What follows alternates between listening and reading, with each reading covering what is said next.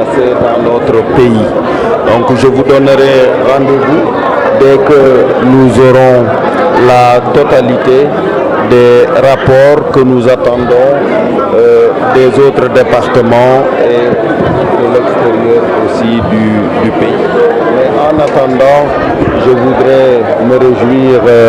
très fortement avec les populations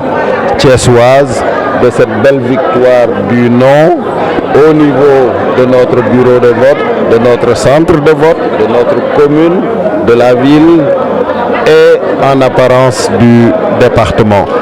C'est avec beaucoup d'émotion que j'accueille ce résultat, compte tenu de toutes les formes d'agression que le pouvoir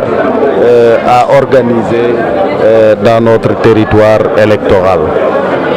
Voilà. Quelle lecture vous faites du taux de participation? Oui, je n'ai pas le taux officiel de participation au moment où je vous parle, c'est pour ça que je ne souhaite pas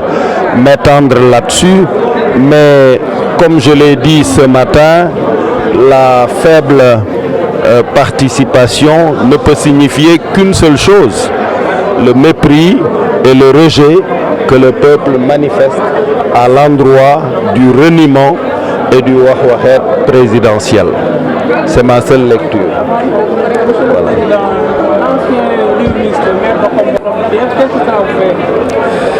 Ben, c'est vous qui me l'apprenez. Je n'ai pas encore les chiffres officiels, mais effectivement, il semblerait que les maires achetés, les maires transhumants n'ont pas eu beaucoup d'effet. Les populations à Pout comme à Khombol nous sont restées très attachées et très fidèles. Et là aussi, c'est avec humilité que nous accueillons cet engagement des populations à nos côtés. Vous savez, les gens sont toujours en faveur de la dignité et de l'honneur. Et au niveau des populations, c'est ce que nous lisons pour l'instant. Résultat de ces jeunes que vous voyez autour de moi, de ces femmes, de ces anciens, je pense que voilà, je ne peux pas dire autre chose qu'un immense merci aux populations thiessoises. Un très grand merci. Waaw donc vraiment ginnaaw bu ma leen nuyoo sant yàlla bu baax julli ci yonent bi alayhi salaatu wasalaam di wax ne rek li may njëkk a def mooy sant gërëm sargal bu baax population thiessoise yi puisque li ñu ma wanaat bi yoon même bu dee jotaguma chiffre officiel yi mooy seen cofeel seen mbëggeel comme ni ñu koy waxe daal ñoom fii la ñu ma fat fii la ñu ma def ci xol bi donc loolu responsabilité bu rëy la pour man li may ñaan yàlla mooy dund ba fay leen incha allah puisque franchement xamuma sax lu ma leen koy fayee puisque c'est lu nekk nguur gi jéem na ko lu nekk def nañu ko lu nekk indi nañ ko fii mais les populations des ba léegi ak seen ngor ànd ak ñun feeñalaat ko bi yoon sant leen gërëm leen rek pour l'instant amaguma résultat officiel yi moo tax mënuma ci sori incha allah bu ñu ko amee rek dinaa jàkkaarloo ak yéen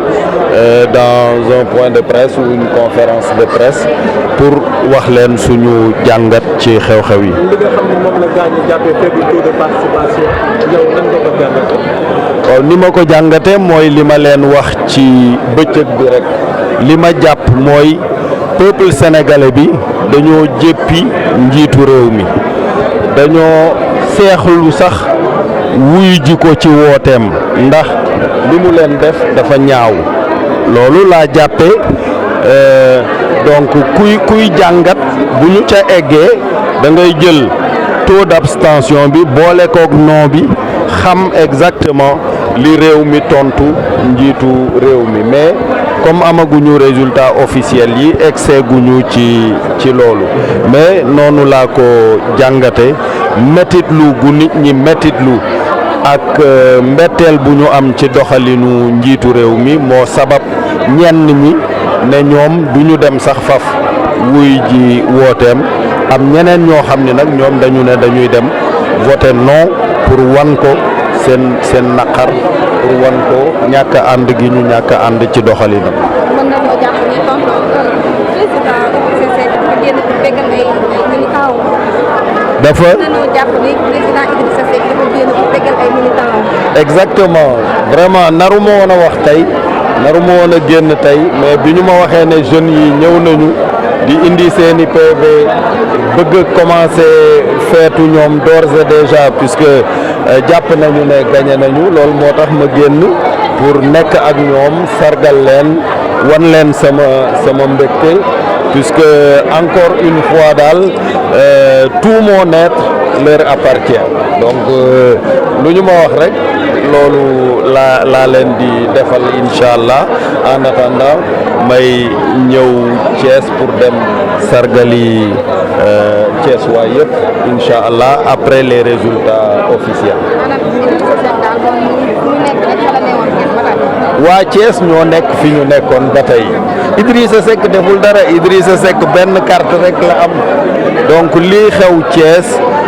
lu yàlla def la ci xol yi donc dañu ko koy santé d'abord di ko santé waa Thiès encore une fois mënuma leen a fay yàlla moo leen ñu mën a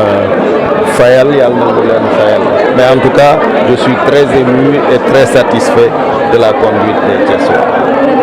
Merci beaucoup.